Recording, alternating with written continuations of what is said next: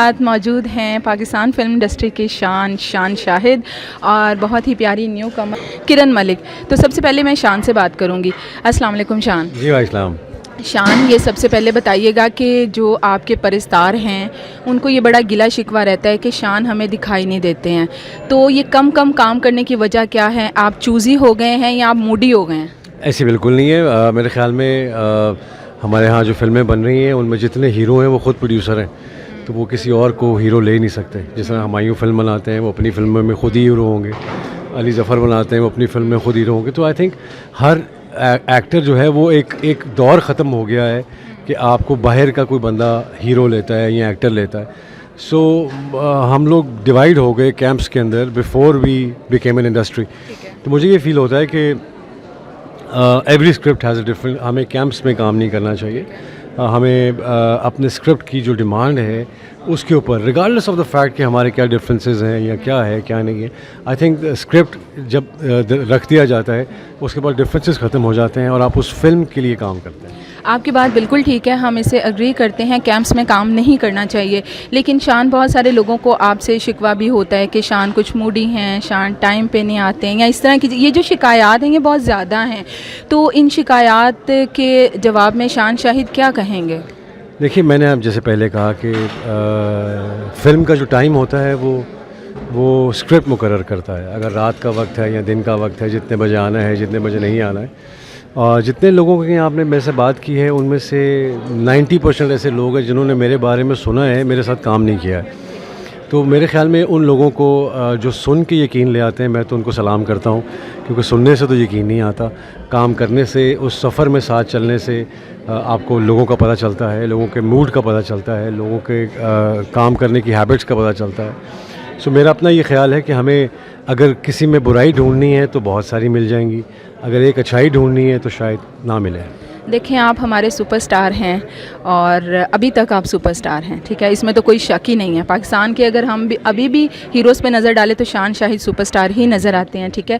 अच्छा, ये बताइएगा कि ज़रार फिल्म में ऐसी क्या बात है कि आपको क्या लगता है कि लोग जो हैं वो सिनेमा घरों तक आने पर मजबूर हो जाएंगे? ट्रेलर ऑब्वियसली अच्छा है, लेकिन फिर भी फिल्म देखना एक और चीज़ होती है ना। तो क्या ऐसी चीज़ है जो आप शान शाहिद को लगता है कि शायकीन को सिनेमा घरों में खींच लाएगी? देखिए, जो रिश्ता कायम होता है हर एक्टर का अपनी आवाम के साथ, अपनी ऑडियंस के साथ, चाहे वो ओवरसीज़ पाकिस्तानीज़ हों या लोकल पाकिस्तानीज़ हों, वो रिश्ता मेरे लिए बहुत इंपॉर्टेंट होता है। शान शाहिद का जो रिश्ता अपनी ऑडियंस के साथ है, जहाँ जहाँ पे आवाम है, अगर वो मुझे देखना चाहती है तो वो ज़रूर आएंगे, अगर वो नहीं देखना चाहते तो फिर शायद ना आए। लेकिन पॉइंट मेरा कहने का ये है कि उस रिश्ते की बुनियाद पर आप काम करते हैं। आप दूसरा ये कि ज़रार जब मैं कर रहा था तो जितना आजकल सोशल मीडिया के थ्रू आपको इंटरनल और एक्सटर्नल थ्रेट्स का पता है पाकिस्तान के, जितना ज़्यादा मेरे ख़्याल में पाकिस्तान के ये जो फ़िल्म है ये रिप्रेजेंट करती है इंटरनल और एक्सटर्नल थ्रेट्स, उनको किस तरह ख़त्म किया जा सकता है। So I think they will enjoy the film, because आज की जो करंट सिचुएशन है वो उसके साथ उसकी जो एरियाज़ हैं वो काफ़ी एक दूसरे। अच्छा, इससे पहले शान ने ऐसी हार्डली शायद को फिल्म की होगी, तो आपको जब से आपने कुछ सियासत को ज़्यादा फॉलो करना शुरू किया तब से क्या आप इन चीज़ों को लेकर सेंसिटिव हुए हैं, तो आपको लगा है कि ऐसी फिल्म बननी चाहिए? देखिए, ऐसा है नहीं, पाकिस्तान में लोग सियासत को फॉलो नहीं करते, सियासत लोगों को फॉलो करती है। आप कोई चैनल उठा लें वहाँ पे सियासत हो रही होगी, आप किसी कोई भी मीडिया का आउटलेट उठा लें वहाँ पे किसी न किसी किस्म की सियासत ही हो रही होती। तो शायद अवाम कुछ और देखना चाहती है, लेकिन वो सियासत में इतनी फंस गई है कि वो डाइवर्सिफाई हो गई। सो मुझे लगता है कि जहाँ तक पाकिस्तान का ताल्लुक़ है या किसी भी ऐसे थर्ड वर्ल्ड कंट्री का जिसको वेस्ट थर्ड वर्ल्ड कहता है, मेरे ख़्याल में एंटरटेनमेंट एक बहुत अहम जुज़्व है उसका।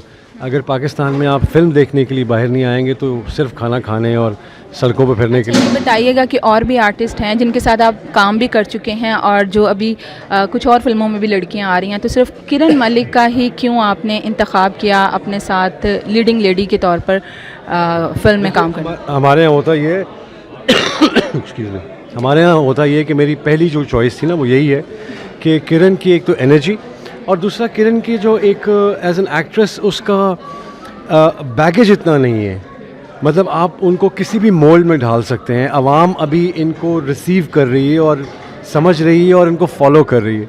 सो मुझे ये लगता है कि इस वक्त बहुत बेहतरीन टाइम होता है किसी भी एक्टर का, अपने आप को बगैर विदाउट बैगेज आप लेके चलते हैं, आप अपना एक नया किरदार लेके आते हैं, आप अपनी एक बेस बना के निकलते हैं।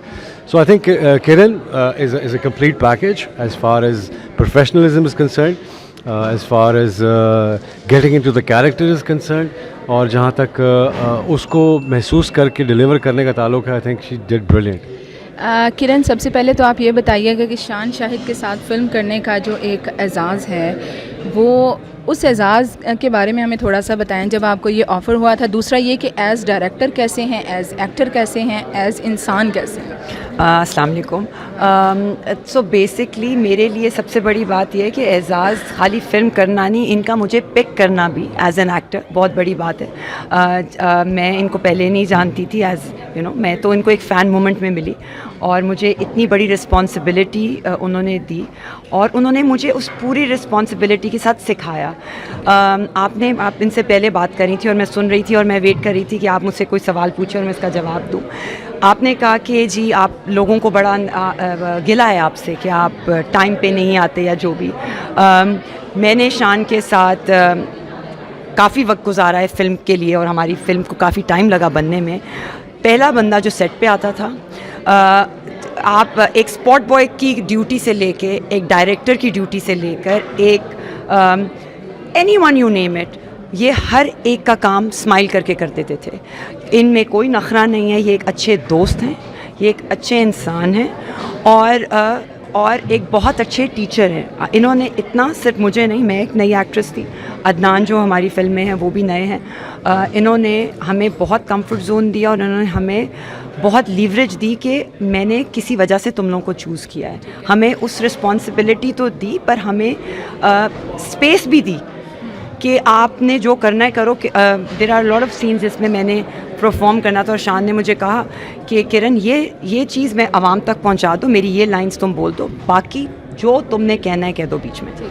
लास्ट में मैं आपसे शान ये पूछना चाहूँगी कि एक जो आर्टिस्ट होता है ना, उसको ख़ुद को पोलिटिसाइज़ नहीं करना चाहिए, ठीक है, ऐसा लोग कहते हैं। तो आपको ऐसा लगता है कि आपकी मूवी जब आएगी तो आप पीटीआई को सपोर्ट करते हैं या नहीं करते बज़ाहिर, लेकिन लगता ऐसा है, तो वो जो दीगर पार्टीज़ के वो हैं फॉलोअर्स हैं, वो इस फिल्म को शायद ना देखने जाएँ, ऐसा कुछ आप फील करते हैं?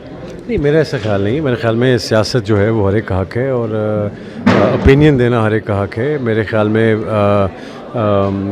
जो सपोर्ट, और देखिए एंटरटेनमेंट, अब जब आप टॉम क्रूज़ की फ़िल्म देखना चाहती हैं तो आप ये थोड़ी कहती हैं कि लिबरल है या डेमोक्रेट है। I think the film itself has a relationship with every audience. तो जहाँ तक सियासत का ताल्लुक है, तो जैसे मैंने आपको कहा कि अगर आप पाकिस्तानी हैं और आप सियासत से बचना भी चाह रहे हैं तो आप बच नहीं सकते। चलें, मेरी बहुत सारी दुआएं हैं किरण के लिए और शान के लिए। शान, लास्ट में ना बहुत सारे लोग, अक्सर मैं आपकी पोस्टों के नीचे जब कमेंट करती हूँ ना, आपका कोई कमेंट आता है, लोगों को लगता है कोई झगड़ा हो रहा है। ज़रा इस पे थोड़ी सी बात करें। नहीं, कोई झगड़ा नहीं, डिफरेंस ऑफ ओपिनियन है। I think everybody has a right to do it. आप जो ट्विटर पे करती हैं, जब मैं आपको जवाब देता हूँ, तो वो उसका मकसद ये होता है कि आपके और मेरे ओपिनियन का फ़र्क पता चले। चलें, बहुत शुक्रिया, बहुत शुक्रिया।